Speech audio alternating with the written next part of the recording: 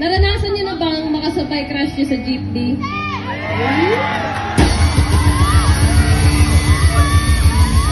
Imagine niyo, araw na ng-exam, una kayo sa tulog, kailangan niyo ng inspiration. Kailangan niyo ng motivation, di ba? So ayun, nakatulog ka sa jeepney. Huminto ang jeepney sa tapat ng eskwelahan. Tapos may sumakay. May sumakay. Tapos sino yung sumakay? Sabihin niyo, sino yung sumakay sa jeepney? Siyempre, yung crush niyo. At doon na nagsisimula ang inyong jeepney love story!